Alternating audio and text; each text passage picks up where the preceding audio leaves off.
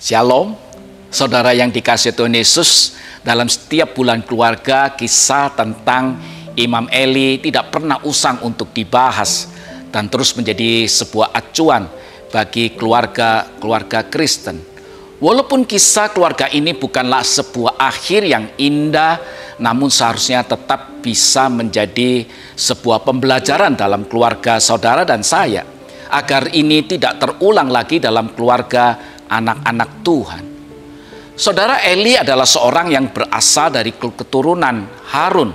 Itu artinya ia seorang pelayan khusus, orang pilihan. Ia bukan orang biasa-biasa saja, karena hanya keturunan Harunlah yang bisa menjadi imam. Itu artinya bahwa dua anak Eli, yaitu Hofni dan Pinehas, pun akan mewarisi profesi itu. Mereka akan dipersiapkan untuk menjadi imam. Namun kenyataannya Alkitab mencatat bahwa Eli bukannya memberikan pendampingan agar mereka siap menjadi imam yang berkenan di mata Tuhan, malah seolah-olah membiarkan mereka berjalan sendiri.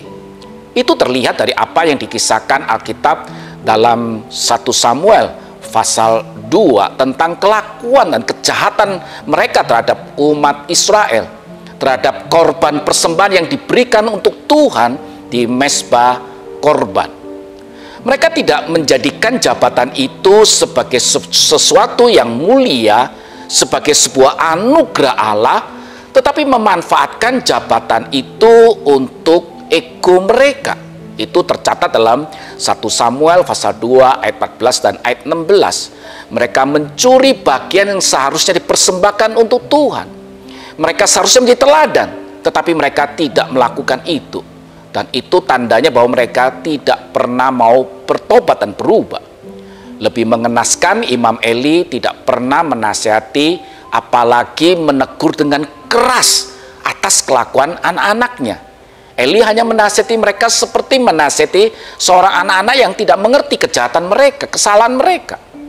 Padahal menurut hukum Taurat di dalam Ulangan pasal 21 ayat 18 sampai 21, semestinya Eli membawa mereka ke depan tua-tua Israel, mengadukan kejahatan mereka. Lalu umat Tuhan akan melempari mereka dengan batu. Dan memang akhirnya Tuhan tidak saja menghukum anak-anaknya, ia juga menghukum ayahnya, Eli.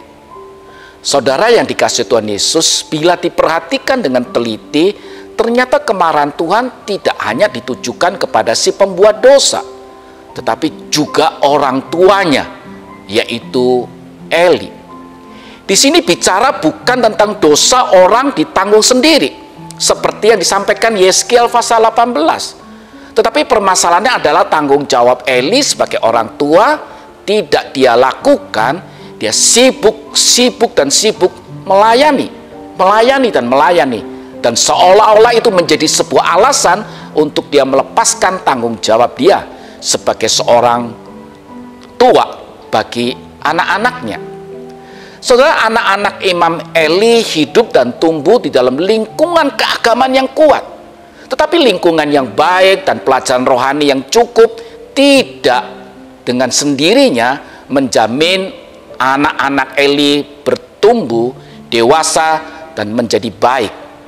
Itu artinya bahwa diperlukan kepekaan dan kesungguhan setiap kita sebagai orang tua di dalam membimbing, memimpin, mendampingi anak-anak yang dipercayakan kepada kita.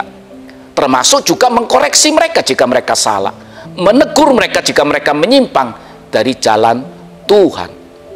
Itu artinya kita tidak boleh meremehkan tugas pendidikan secara rohani terhadap kerohanian anak-anak Anda dan saya.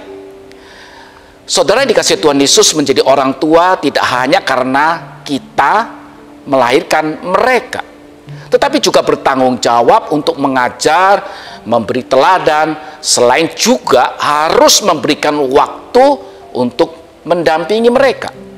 Karena sebagai orang tua kita ada kekurangan.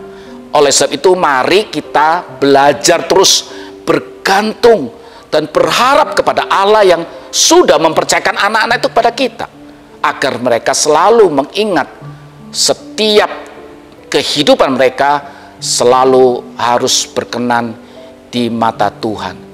Biarlah kita sebagai orang tua yang belum sempurna, kita terus membimbing anak-anak saudara untuk terus berjalan di dalam kehendak Tuhan.